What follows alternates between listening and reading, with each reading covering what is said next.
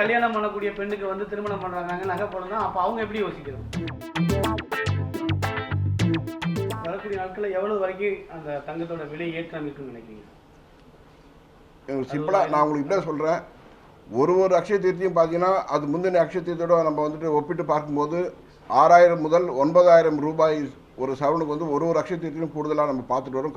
தொடர்ந்து ஒரு 3-4 அக்ஷய தீர்த்தியா அப்படின்னு பார்த்தீங்கன்னா இன்னும் 5 ஆண்டுகளில் அல்லது 6 ஆண்டுகளில் 2030களில் ஒரு சவரன் 1 லட்சம் அப்படிங்கிற ஒரு விலை மிக தாராளமாக தொடக்கூடிய சூழ்நிலை உருவாகும் இதே நிலை நீடித்தால்.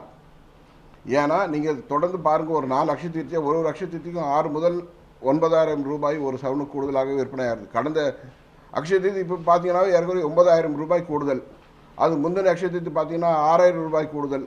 அப்போ சராசரியாக 6 முதல் 8000 ரூபாய் வந்து ஒரு அக்ஷய தீர்த்தியும் வந்துட்டு விலை கூட்டிகிட்டு வருது ஒரு சவரனுக்கு. இதே நிலைமை நீடித்தால் 2030 பார்த்தீங்கன்னா ஒரு சவரன் 1 லட்சம் ரூபாய். சார் 80% பேர் முன்பதிவு மூலமாக வாங்கியிருக்காங்கன்னு சொல்றீங்க. அந்த முன்பதிவுனா என்ன? அன்னைக்கு ஏற்கனவே பணம் கொடுத்த ரேட்டுக்கே கொடுப்பீங்களா இல்லை நேற்றுள்ள ரேட்டு கொடுப்பீங்களா? இல்லை, அதாவது முன்பதிவுனா ஏற்கனவே அவங்க ஒரு பொருளை செலக்ட் பண்ணி ஒரு 2 லட்ச ரூபாய் வாங்குறாங்கன்னா ஒரு 25,000 50,000 அவங்க பணத்தை கட்டுவாங்க. மீதி பணத்தை வந்து அன்றைக்கி நகை வாங்கும்போது கட்டுவாங்க. என்றைக்கு அவங்க வந்து அந்த 25% ஒரு 25,000 10,000 அவங்க பணத்தை கட்டுறாங்களோ அன்றைக்கி என்ன விலை இருந்தது அதான் விலை. கூடுதலை விலை இருந்தாலும் குறைந்தாலும் எந்தவித பாதிப்பும் வந்து நுகர்வோருக்கு வராது. காரணம் என்ன, ஏற்கனவே விலை நிர்ணயிக்கப்பட்டு அதுக்குண்டான பணத்தை அவங்க செலுத்திடுறாங்க. சரி, இப்போ சொன்னீங்க அடுத்த வருஷத்துக்குள்ளே இருக்குன்னா ஒரு கிராம் 7,000-8,000 மேலே போகுமா? 10,000 ரூபாய் தாண்டும் ஒரு கிராம் என்பது. அதாவது 8 கிராம் 80,000 ஆயிடுச்சு அப்படின்னா ஏறக்குறைய வந்துட்டு பார்த்தீங்கன்னா ஒரு 12,500 ரூபா ஒரு கிராம் வரும். இது வந்து நான் 10 வருஷத்துக்கு முன்ன 2012-13 பார்த்தீங்கன்னா வெறும் 1,500 ரூபா இருந்த ஒரு கிராம நான் 6,000 ரூபா வரும்னு அன்றைக்கி சொன்னேன்னா இவர் தப்பாக சொல்கிறார், பொய் சொல்கிறாருன்னு சொல்லுவாங்க. ஆனால் அதுதான் உண்மை. அடுத்த 5 ஆண்டுகளில் இன்னும் 10 முதல் 12,000 ரூபா ஒரு கிராம் வரும்.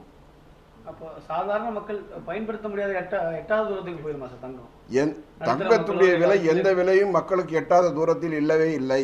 ஏனென்றால் ரூபாயினுடைய மதிப்பு கூடும், ரூபாயினுடைய மதிப்பு வந்து இழக்கும். அப்படின்னு பார்த்தீங்கன்னா நிச்சயமாக எல்லாமே வாங்கக்கூடிய தூரத்தில் தான் தங்கம் இருக்கும்.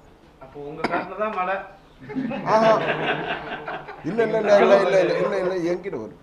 அதாவது எப்பவுமே ஒரு விஷயத்த சொல்லுவோம், விலை ஏறிடுச்சுன்னா மக்கள் எல்லாம் ரொம்ப கஷ்டப்படுவாங்க.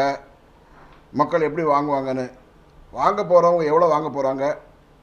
ஏற்கனவே நான் ஒரு 50 சவரன் வீட்டில் இருக்கும், 5 சவரன் தான் வாங்க போவாங்க. அப்போ 50 சவரன் விலை ஏறி போச்சு அப்படின்னு சந்தோஷப்படணுமா, இல்லை அந்த 5 சவரத்துக்கு விலை ஏறி போச்சுன்னு வருத்தப்படணுமா? நிச்சயமாக என்கிட்ட இருக்கிற நகையில் 50 சவரனுக்கு மதிப்பு கூடிடுச்சுன்னு சந்தோஷம்தான் பண்ணுமே தவிர 5 சவரன் வாங்க போகிற 5 சவரன் விலை ஏறிடுச்சுன்னு சொல்லி வருத்தப்படவே கூடாது. ஏன்னா அதுவும் ஒரு காலத்தில் மறுபடியும் விலை ஏறிடும்.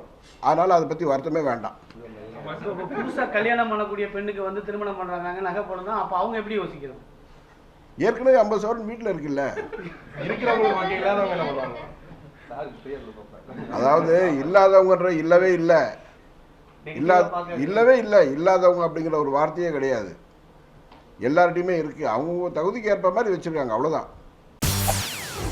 செய்திகளை உடனுக்குடன் தெரிந்து கொள்ள உடனே சப்ஸ்கிரைப் பண்ணுங்க.